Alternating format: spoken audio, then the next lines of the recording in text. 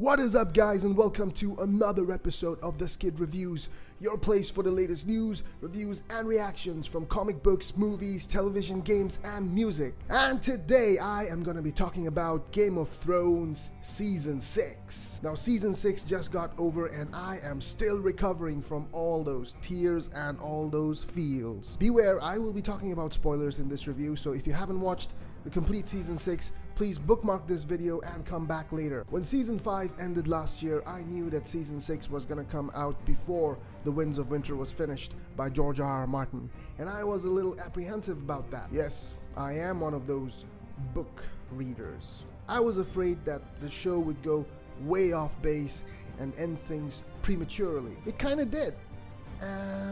But it wasn't bad, and I kinda liked it. Last season, they killed off the Princess Shireen and made Stannis look like the worst dad of all time, while killing him in the process as well. And that to me was unacceptable because Stannis is still alive in the books and is one of my favorite characters. So that was the source of all my apprehensions for Season 6. But however, despite taking its own course as expected, the TV show did manage to win my heart. It was actually pretty good. But let's be honest, the two finale episodes made this season absolutely fantastic. Now, what were the best things about this season? Number one, I kinda liked how they closed the whole Arya and Bravo's storyline. She's finally back in Westeros and she's finally doing what she's supposed to do. I also liked they're dealing with Clegane Bowl, the theory. Now, for those of you who do not know Clegane Bowl is a fan theory which has a lot of foundations in the books. The theory goes like this. When Cersei Lannister chooses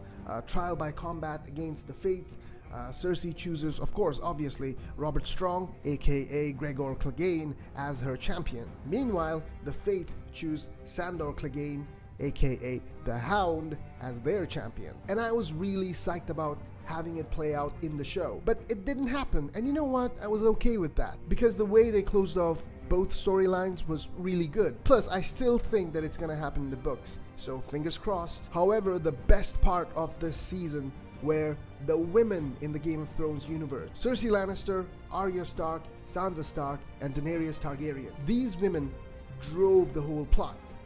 And that was a tribute to the books, because one of the major reasons why I really love George R.R. Martin's A Song of Ice and Fire saga is because of the fact that it had really strong women characters. Now, we have to talk about the Battle of the Bastards. The Battle of the Bastards was freaking awesome. And we all knew that Rickon had to die. It was sad, yeah, but he had to die. He's not gonna die in the books anytime soon, but for the sake of the TV show, for, condensing the plot and the narrative, Rickon had to die. Yes, the Battle of the Bastards was shot exceptionally well. When Jon Snow is suffocating, I could feel myself suffocating as well. That was a freaking brilliant shot. It sowed the seeds for how Sansa is going to develop over the course of this whole story, and that was awesome. And it also showed that as long as Littlefinger is alive, the Starks are not gonna have any peace or stability within their ranks. And there was a common theme which began with the Battle of the Bastards and which overlapped with the season finale of the season, and that was revenge is satisfying. And as brutal as it was, Ramsay Bolton's end, the way he was eaten by his own dogs as Sansa Stark looked on, was weirdly satisfying. And in the season finale, you saw Cersei taking revenge on all those who mocked her. God damn, Cersei, I ain't gonna mess with you ever. The first few minutes of the season finale saw so many deaths. Kevan Lannister, Maester Pycelle, Lancel Lannister, Marjorie Tyrell, all of them were killed within a few minutes in the beginning of the season finale. Over at Riverrun, we saw Jaime develop really well as well over the course of this season, and I'm really interested to see how Jaime Lannister's character is going to progress, provided how Cersei is behaving recently. And the biggest theory that was confirmed, well, more or less confirmed, was R+L=J. Now, what is that theory? Well, the theory is that Jon Snow is not Ned Stark's son, but Ned Stark's nephew. You remember a few years before Robert Baratheon took the throne from the Mad King, Rhaegar Targaryen, the Mad King's son, allegedly abducted Lyanna Stark, who is Ned Stark's sister, and took her to the Tower of Joy. Now, it isn't confirmed whether Lyanna was taken away by force or if Rhaegar and Lyanna were in love, but everyone assumed including Ned Stark and Robert Baratheon, that Lyanna was taken away by force. And especially Robert Baratheon, because he was betrothed to Lyanna Stark. And in the Tower of Joy, we see Ned Stark and Howland Reed fighting the King's Guard. And I was really excited to see Sir Arthur Dayne, the Sword of the Morning, fighting on the TV. That was really awesome. But yeah, back to the theory. Now, the theory says that Rhaegar and Lyanna were in love. They went away without telling Ned Stark. Maybe they told the Benjen, we don't know that. But they went away and they had a kid. And Lyanna died in childbirth. Rhaegar was killed earlier by Robert Baratheon in the Riverlands somewhere. I forget the name of the battle. So Lyanna was killed at childbirth, and she gave birth to a son who was Jon Snow.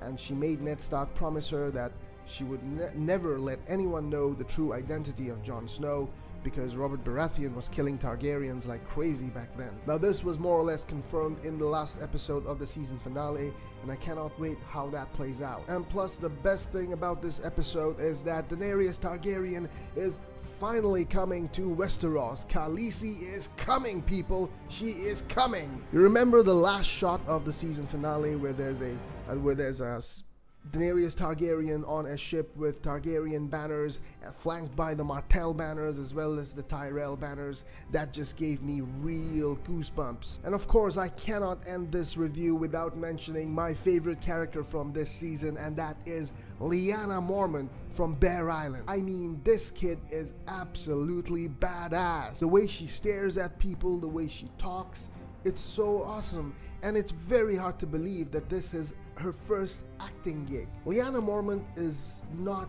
really mentioned much in the books except for a few paragraphs. And it's really fun to see the showmakers, the HBO showmakers, taking such a minor character and doing such a great job with it. I always liked Bear Island, the Mormonts from Bear Island in the books. But, you know, seeing Lyanna Mormont now on screen made me love the Mormonts and made me love Bear Island even more. So kudos to the HBO guys. Now, despite this show being really fantastic, it did have certain flaws.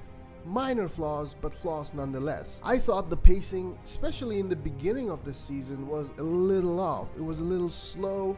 The build-up kind of felt awkward.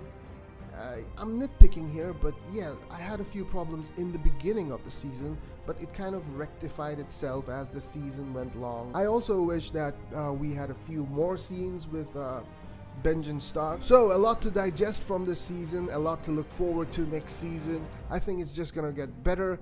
But you know what, I really hope that The Winds of Winter is done and George R.R. Martin completes finishing it this year before the next season comes out. How about you guys? What did you think about this season? Are you excited for next season? Are you a book reader? Which part did you like in this season? Let me know in the comments below. And as always, if you want to see more content, please do like this video and subscribe to this channel. And until next time, I will see ya!